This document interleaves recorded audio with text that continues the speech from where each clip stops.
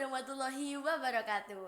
Halo Sobat Spevan, selamat datang di Funpod, Spevan Podcast, podcast kebanggaan SMP Negeri 8 Blitar, yang menghadirkan berbagai informasi, inspirasi, dan obrolan menarik seputar dunia pendidikan. Perkenalkan, saya Calista Panyanapila, siswa SMP Negeri 8 Blitar yang akan menghadirkan atau menemani Sobat Spevan pada episode kali ini. Nah Sobat Spevan, ketika mendengar kata korupsi, apa yang langsung terlintas di pikiran kalian?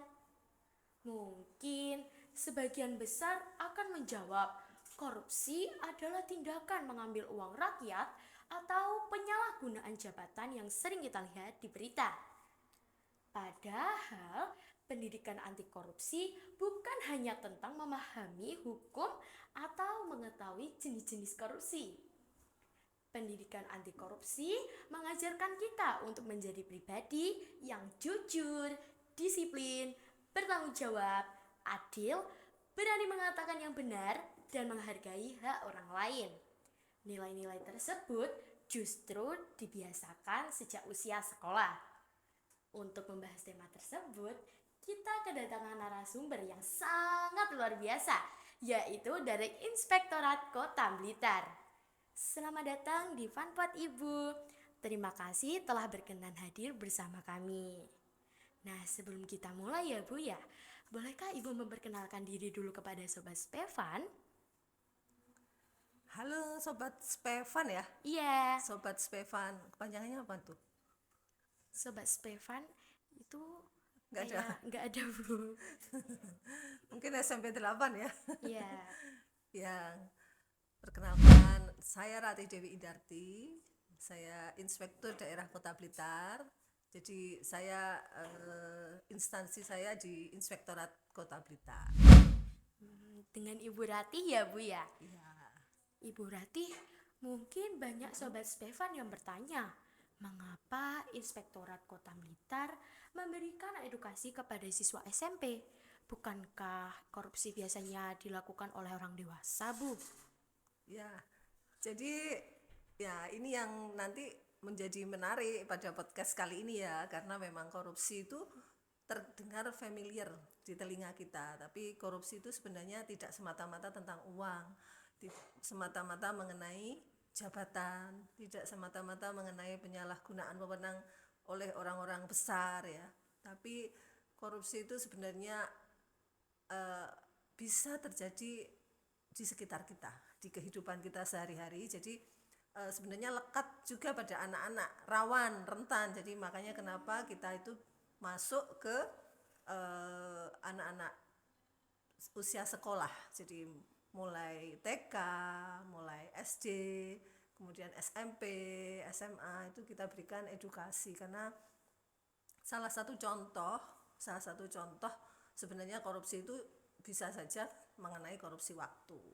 Korupsi waktu yang artinya kadang-kadang anak-anak itu nggak sadar ya, sudah melaksanakan korupsi kecil-kecilan. Nah, padahal ini merupakan fondasi kita untuk membentuk karakter anak-anak di usia dini. Jadi korupsi waktu contohnya kan bolos, contohnya tuh bolos, kemudian datang terlambat, kemudian apalagi misalnya kita berkata bohong, itu aja sudah merupakan bibit-bibit karakter yang nggak bagus. Jadi itu yang harus kita tekan, kita minimalisir supaya nantinya anak-anak ini di usia dini sudah ada karakter yang kuat, karakter yang bagus, supaya kedepannya dewasanya dia sudah terbentuk nilai-nilai yang bagus pula. Jadi harapannya tidak akan melakukan hal-hal yang negatif. Contohnya seperti korupsi. Itu ya. Oh, gitu ya Bu ya. Nah, berarti pendidikan anti korupsi itu lebih menekankan pembentukan karakter ya Bu, daripada sekedar mengetahui jenis-jenis korupsi. Iya, betul.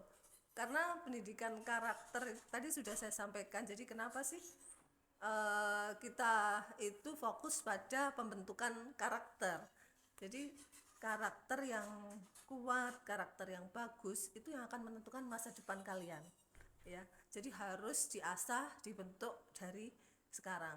Orang pintar, mungkin kecerdasan yang tinggi itu boleh, bagus, tapi akan semakin bagus lagi jika diiringi dengan karakter yang baik pula. Jadi teguh imannya, kemudian berperilaku yang baik, taat pada peraturan, itu sebenarnya sudah merupakan modal bagi anak-anak bangsa untuk kedepannya bisa menjadi pemimpin yang baik, pemimpin yang bagus, yang tentunya anti korupsi.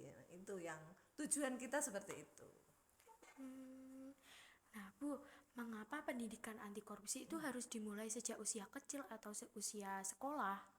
Iya, karena ketika usia kecil, usia sekolah itu usia-usia paling mudah dipengaruhi, ya, dari luar maupun dari keluarga, lingkungan sekolah, masyarakat, teman-teman baik di teman-teman di lingkungan sekolah, teman-teman di lingkungan di tetangga ya, di masyarakat. Nah, itu anak kecil itu paling mudah terpengaruh jika kita tidak membentuk dan tidak memberikan bekal yang bagus. Nah, itu akan berpengaruh ke depannya. Jadi karena karakter anak-anak ini mudah terpengaruh, ini yang harus kita mantapkan dulu supaya kita itu tidak supaya terbentuk karakter yang kuat.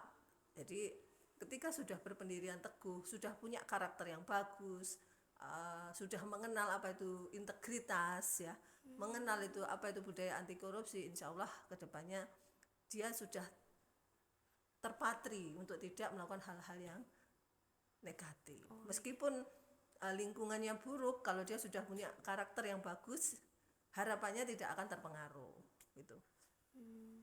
Nah, kalau semisalnya di sekolah ya Bu ya, apa saja sih Bu contoh-contoh perilaku anti korupsi yang bisa dilakukan oleh siswa? Oh ya, banyak. Jadi misalnya tadi sudah saya kasih contoh, misalnya siswa datang tepat waktu, itu sudah budaya anti korupsi. Karena budaya anti korupsi itu berarti adalah budaya kita itu menegakkan integritas. Integritas itu keyakinan kita untuk melakukan sesuatu yang benar, yang baik. Jadi nggak nyontek, itu juga sudah bagus. Kita menjaga fasilitas yang diberikan oleh sekolah dengan baik. Kita tidak merusak taman misalnya. Hal-hal kecil itu sebenarnya sudah hal-hal kecil yang bagus ya. Itu sebenarnya sudah modal kita untuk penegakan integritas, untuk modal kita untuk membiasakan berbudaya anti korupsi. Jadi banyak, misalnya kita pinjam buku di perpus, kita kembalikan tepat waktu. Kita tidak menyakiti orang lain. Nah, kita menghargai ibu guru, menghargai pendapat orang lain. Semuanya hal-hal yang baik itu adalah modal untuk menegakkan atau menguatkan komitmen dan membentuk karakter anak didik yang baik. Jadi banyak contoh-contoh kecil tuh banyak sekali sebenarnya ya. Tapi itu kalau kita biasakan, tidak ditegur, tidak diarahkan, itu akan menjadi PR dan menjadi masalah di kemudian hari. Mungkin Ananda, siapa tadi, Felicia? Siapa? Kalista Bu. Kalista. Iya. Anak Kalista kan mungkin udah sering dengar kan, oh ada pejabat ini yang melakukan korupsi, tapi itu kan semata-mata korupsi uang. Tapi apa yang menyebabkan? Kemungkinan memang di waktu kecilnya memang tidak ada pendidikan karakter yang seperti sekarang ini kita lakukan. Jadi harapan kita anak-anak ini, terutama Sobat Spefan ya, itu bisa menjadi pelopor, bisa menjadi agen perubahan pada lingkungannya, pada teman-teman, untuk teman-teman lingkungan kecil sekelasnya dulu lah. Kemudian kelompok belajarnya, bisa di tetangga, di keluarganya, itu bisa menjadi agen perubahan yang bisa menyuarakan budaya-budaya anti korupsi gitu. Nah Bu, gimana kalau di kelas itu kan biasanya ada bendahara kelas ya Bu ya. Nah bendahara kelas itu lalu menggunakan uang kas itu buat jajan di kantin. Apakah itu diperbolehkan ya Bu ya? Ya nggak boleh, siapapun, tidak hanya bendahara kelas ya, siapapun itu tidak boleh menggunakan atau memakai yang bukan miliknya, yang bukan menjadi haknya itu nggak boleh ya, pastilah ya. Itu di agama aja udah nggak boleh, apalagi adab kan juga ada sopan santun Ya. ya. Nggak ada gunanya orang pintar yang tapi nggak beradab, nah kan. Ya. Apalagi hanya untuk jajan, untuk Ya, jajan kepentingan di kantin gitu pribadi. ya. Nah, itu sudah jelas-jelas perilaku yang harus kita hindari. Itu perilaku koruptif sudah itu masuknya, karena dia menggunakan uang yang sebenarnya adalah uangnya teman-temannya Iya. kan, bukan haknya dia gitu loh. Itu ya, itu nggak boleh Iya. dilakukan juga nggak boleh dicontoh. Nah, pertanyaan berikutnya ini cukup sering ditanyakan oleh siswa. Ya, apa? Saat hari guru ya Bu, kami ingin memberikan hadiah kepada guru Ya, sebagai bentuk rasa terima kasih dan kasih sayang. Apakah hal itu diperbolehkan Bu? nah ini juga sering ditanyakan oleh Bapak Ibu guru sebenarnya. Jadi memang tidak boleh ya. Itu namanya pemberian yang karena jabatan, itu namanya gratifikasi. Jadi itu tidak diperbolehkan. Jadi kita prinsipnya seperti ini. Meskipun siswa itu ingin menghormati Bapak Ibu gurunya, tapi Bapak Ibu guru itu adalah ASN. Nah, ya sebagian besar kan pastinya ASN ya, Iya. aparat sipil negara. Meskipun PNS, meskipun ada yang P3K, nah itu mereka itu ASN. ASN itu harus patuh pada ketentuan perundang-undangan. Nah, Iya. di Undang-Undang Nomor 1 tahun 99 kalau nggak salah, itu tentang yang mengatur tentang korupsi, itu juga sudah diatur nggak boleh. Jadi itu namanya pemberian karena jabatan, karena kalau nggak jadi guru, anak-anak kan nggak mau ngasih tuh misalnya Pak siapa Bu Sri Rezeki atau Bu siapa itu misalnya, nggak kenal kita gitu loh, jadi nggak mau ngasih. Tapi karena menjabat, karena jadi guru, karena wali kelas, karena kepala sekolah, mungkin anak-anak pengen ngasih, nggak boleh. Jadi meskipun dalam bentuk uang sekecil apapun, dalam bentuk pemberian sekecil apapun, itu tidak boleh diberikan, nggak boleh. Jadi memang sudah diatur apa namanya,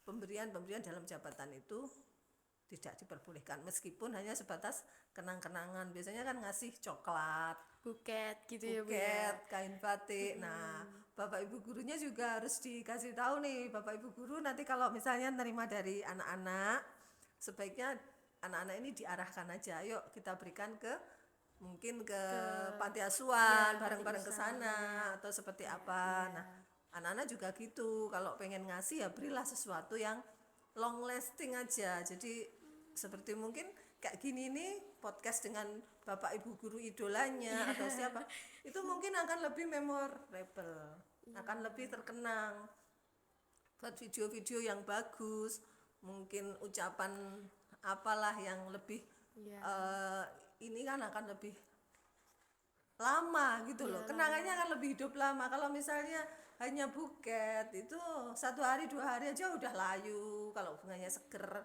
Kalau bunganya kering lama-lama juga ngelontok, yang apalagi yang palsu. Nah, daripada hal-hal yang menimbulkan apa namanya, yang hal-hal yang tidak diinginkan kayak gitu, mending kita hindari aja ya. Ya. Nah, kalau satu kelas itu patungan untuk membeli hadiah yang sederhana, itu apakah juga diperbolehkan, Bu? Ya, nggak usah aja ya, mending patungan terus buat makan-makan bareng aja.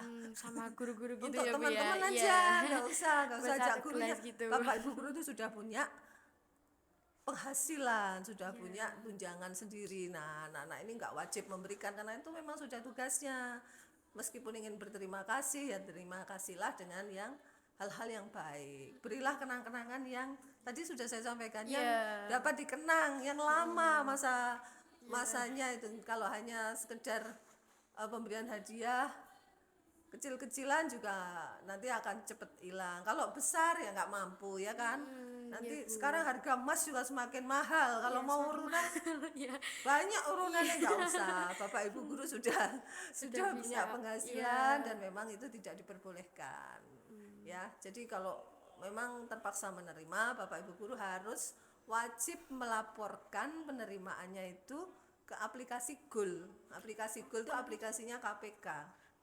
Ya, iya harus. Seperti misalnya contohnya saya, ketika saya Lebaran itu menerima katakanlah bingkisan Lebaran, itu akan saya laporkan ke aplikasi Aplikasi Goal ya, bahwa saya menerima ini nilainya sekian, kira-kira nilainya sekian. Nanti KPK yang akan memverifikasi apakah ini masuk gratifikasi atau bukan. Nah, nanti kalau masuk gratifikasi kita dapat insentif loh dari pemerintah kota sebesar 5% dari tunjangan kita. Itu bisa diklaimkan. Gitu ya. Iya Bu.